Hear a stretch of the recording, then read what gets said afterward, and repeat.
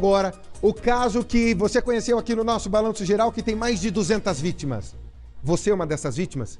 Eu pedi para a nossa equipe preparar uma reportagem para te esclarecer tudo que está acontecendo nesse caso da Select Motors. Lembra?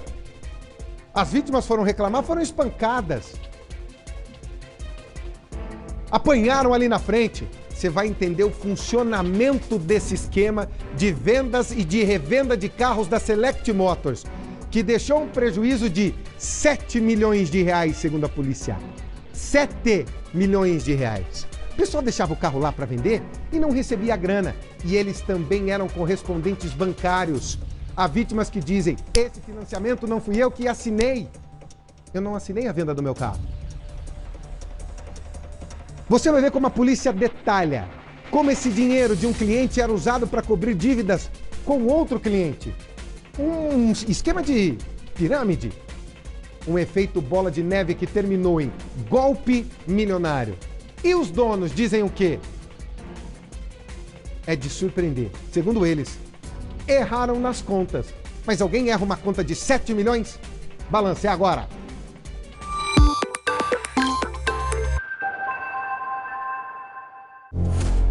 A reportagem teve acesso exclusivo aos depoimentos que revelam detalhe por detalhe as entranhas de um esquema que destruiu o planejamento financeiro de centenas de paranaenses. Funcionários que viviam o dia a dia da Select Motors quebraram o silêncio diante da polícia. O que antes eram denúncias de vítimas desesperadas, agora são confissões que descrevem uma engrenagem fria de prejuízos. Eu achei que uma hora poderia dar errado, porque parecia que era um efeito bola de neve, né? Para entender o tamanho do golpe, é preciso voltar ao início. A loja, que parecia um sucesso no Boqueirão, operava no que o próprio vendedor chamou de efeito bola de neve. O esquema era simples e cruel. A revenda pegava o carro de um cliente em consignação, vendia para um terceiro, mas o dinheiro nunca chegava ao dono original. O montante era usado imediatamente para tapar buracos de dívidas mais antigas, o que foi visto por eles como uma forma de fazer dinheiro sem qualquer investimento. No período que eu estive lá, algumas semanas eu vi que eles tentaram pagar, alguma parte do valor eles pagaram, mas que uma hora ia dar errado, eles não iam conseguir mais. O senhor pode me explicar como seria esta bola de neve? Seria porque, pelo que eu acompanhei depois de um tempo lá, eu comecei a perceber que estava sendo vendido o carro com um preço mais baixo do que o que estava sendo pego. Então, eu com já experiência de vendedor que eu tinha, eu sei que isso não ia funcionar. Uma hora não ia ter como pagar. O depoimento do vendedor revela uma estratégia perversa para manter o fluxo de caixa. Para conseguir dinheiro rápido e tentar calar as vítimas mais insistentes, a orientação era vender veículos abaixo do preço de mercado. Carros que valiam 100 mil reais eram entregues por 90 mil, criando um prejuízo que, segundo os próprios funcionários, era óbvio que terminaria em desastre. A empresa chegou a vender carros abaixo do preço para fazer o pagamento de outros carros? Sim. O senhor confirma isso? Sim. Digamos assim, para tentar cobrir uma outra situação, uma outra dívida, vamos dizer assim. A defesa dos proprietários Luiz e Eliane sempre tentou distanciar o casal das irregularidades. Mas os novos depoimentos jogam essa versão por terra. O vendedor afirma categoricamente que os donos tinham total conhecimento de que os carros com problemas estavam sendo vendidos.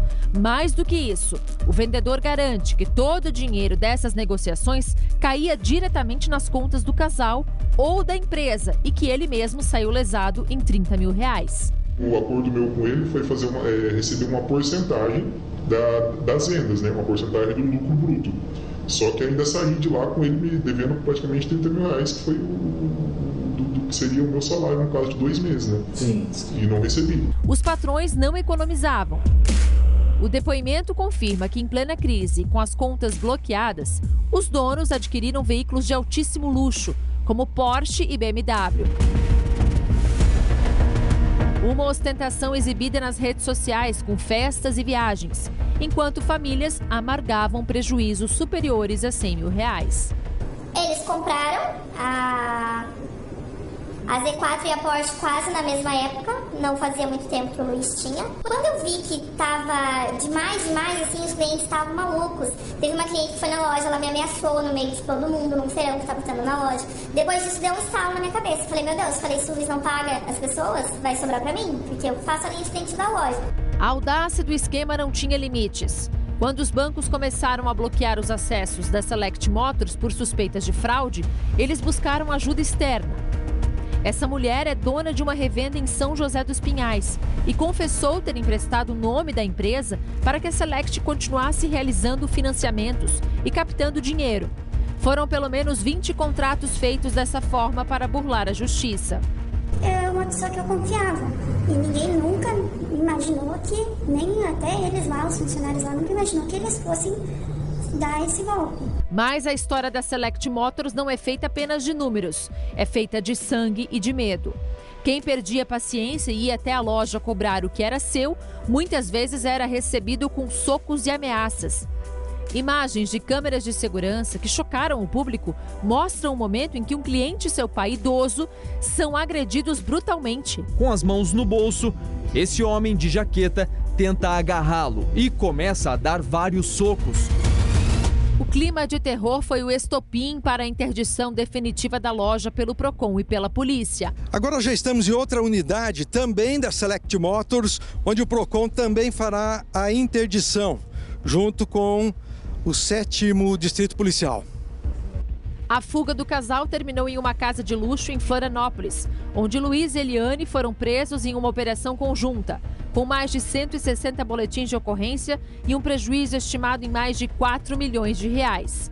Eles agora respondem por estelionato e apropriação indébita. A polícia segue investigando o paradeiro do dinheiro, enquanto as vítimas esperam que a justiça converta o luxo apreendido em ressarcimento para quem perdeu tudo.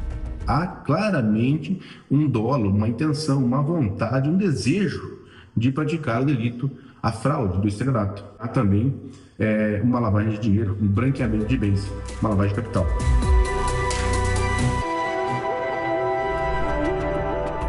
Olha, literalmente a casa caiu. Já estão devolvendo o patrimônio para pagar. Já devolveram mais ou menos 1 milhão lá na delegacia e falaram, ó, tá à disposição para vender e pagar. São 7 milhões. Errar numa conta é sair com o meu marido, com a minha esposa para jantar e não paguei a conta de luz. Errei numa conta, 200, 300. Agora 7 milhões errar na conta? Eita, lelê, hein? Bom, nós vamos continuar acompanhando, porque tem que devolver tudo.